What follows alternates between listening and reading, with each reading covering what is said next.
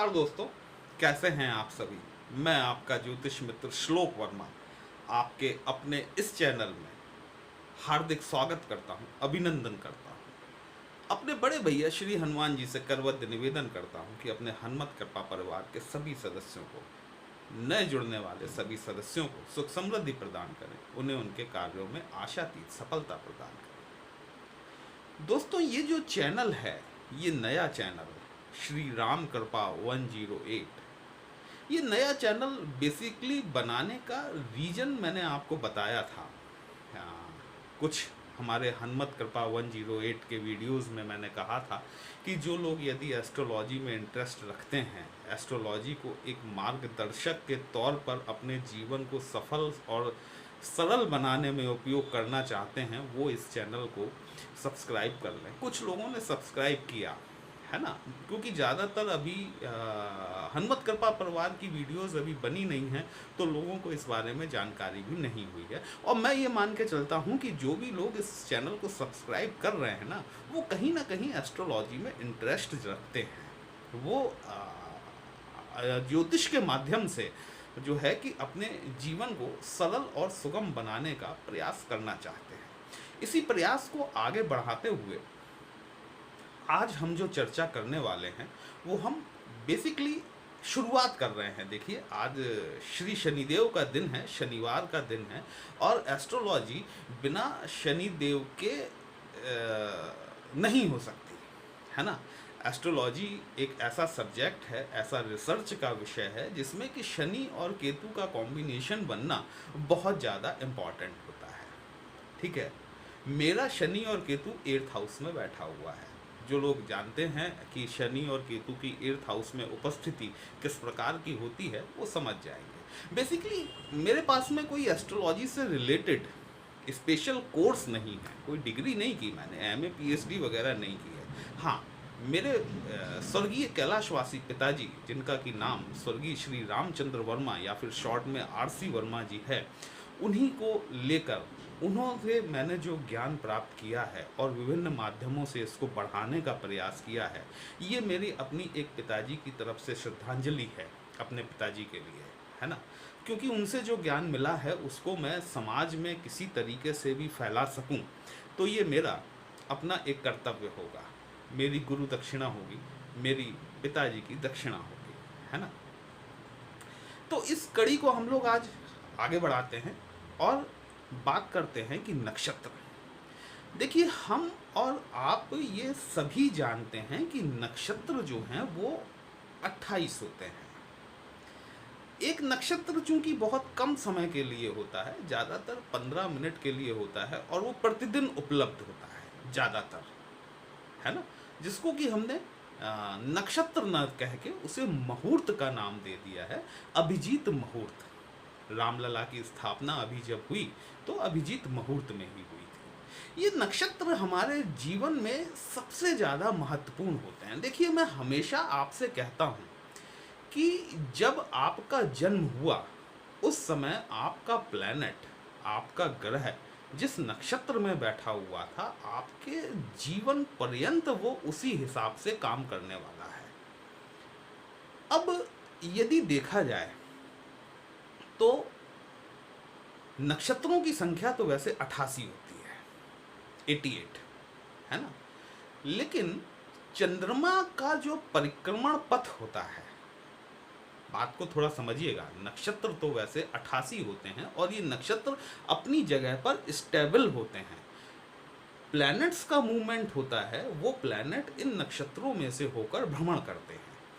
आपके जन्म के समय में आपको 2 प्रकार के नक्षत्र देखने के लिए मिलेंगे।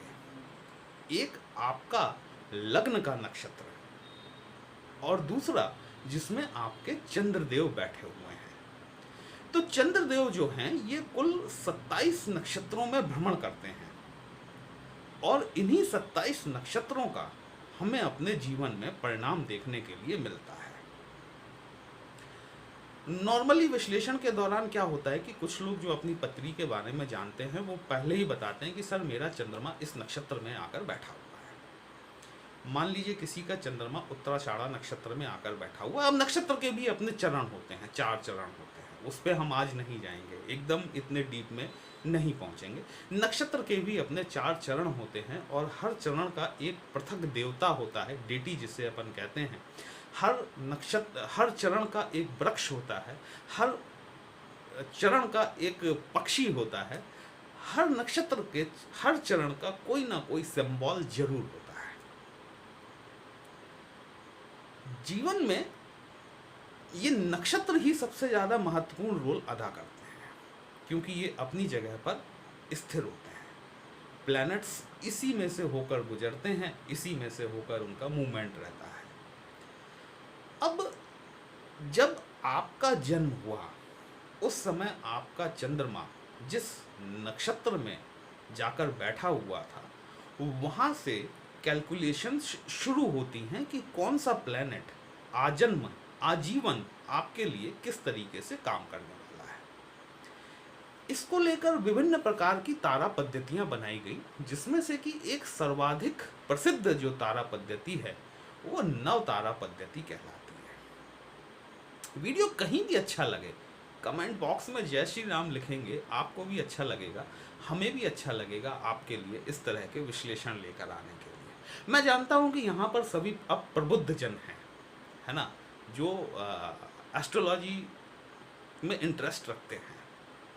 तो जय श्री राम लिखेंगे, आपको भी अच्छा लगेगा, हमें भी अच्छा लगेगा, है ना। तो जब आपका 9 तारा पद्धति में ये प्लैनेट्स को डिवाइड कर दिया जाता है, मतलब कि कौन सा नक्षत्रों को डिवाइड कर दिया जाता है प्लैनेट्स के साथ में। जब आपका जन्म हुआ, मान लीजिए किसी व्यक्ति का जन्म उत्तराषाढ़ा नक्षत्र में हुआ, अब उत्तराषाढ़ा नक्षत्र से 9वां नक्षत्र, फिर 9वां नक्षत्र और फिर 9वां नक्षत्र, इस तरीके से वो काउंटिंग करके वो प्लैनेट्स को वो नक्षत्र डिवाइड हो जाते हैं और उसके हिसाब से ये तय होता है कि फलाना प्लैनेट आपके लिए जीवन में किस तरीके से काम करने वाला है, ये आपके लिए बेनिफिक है या मैलेफिक है। 9 तारा पद्धति में ही एक अधिमैत्री तारा होता है, जो आपके नक्षत्र तालिका का 27वां नक्षत्र होता है। जीवन में हर आदमी सफल होना चाहता है, हर आदमी अधिकाधिक धन कमाना चाहता है, समाज के शीर्ष पर पहुंचने की चाहत रखता है। आपके जीवन का 27वां नक्षत्र, आपकी पत्रिका का 27वां नक्षत्र वो नक्षत्र होता है जो कि आपको सब कुछ देने में समर्थ है, सक्षम है। अब किसी का जन्म उत्तराषाढ़ा नक्षत्र में हुआ तो जब हम नक्षत्रों का कैलकुलेशन करेंगे तो 27वां नक्षत्र जो बनेगा वो पूर्वाषाढ़ा नक्षत्र बनेगा।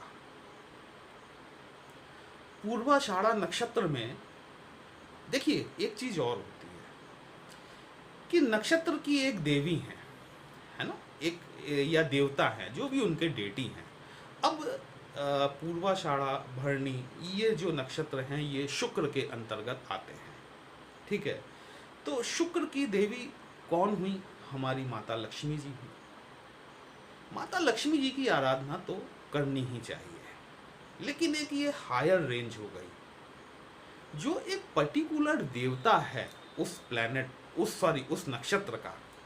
अब इसमें क्या है कि पूर्वाषाढ़ा नक्षत्र में जो देवता हैं वो देवी या देवता दोनों ही कहें, वरुण देव को ही जल देवी के रूप में लिया गया है। मैं यहाँ उदाहरण के तौर पे बता रहा हूँ, आपके चार्ट में अलग अलग चीज़ें हो सकती हैं। किसी का कृतिका नक्षत्र हो सकता है, किसी का कोई अन्य नक्षत्र हो सकता है। मैं यहाँ पर उदाहरण के लिए आपको ले रहा हूँ ये बात। तो यदि आप लक्ष्मी जी की आराधना करते हैं, दैट्स अ डिफरेंट थिंग, है ना।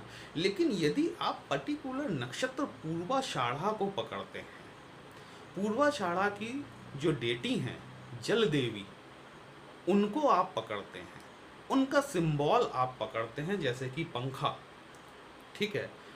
उन चीज़ों का उपयोग आप अपने जीवन में करना शुरू करते हैं, आपको आपकी ज़िंदगी में जो परिवर्तन सडन जो आते हुए दिखाई देंगे ना, वो आप उम्मीद भी नहीं कर सकते हैं।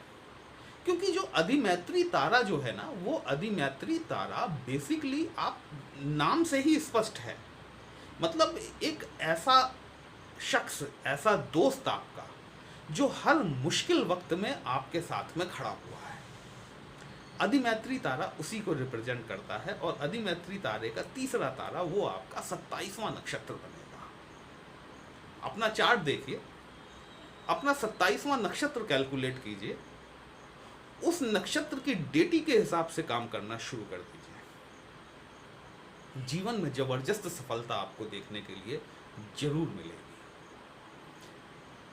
हो सकता है ये ट्यूटोरियल की पहली शुरुआत है, कहीं कुछ कमी रही हो तो करबद्ध क्षमा प्रार्थी हूँ। चैनल को लाइक, शेयर और सब्सक्राइब जरूर कर लीजिएगा। जय श्री राम।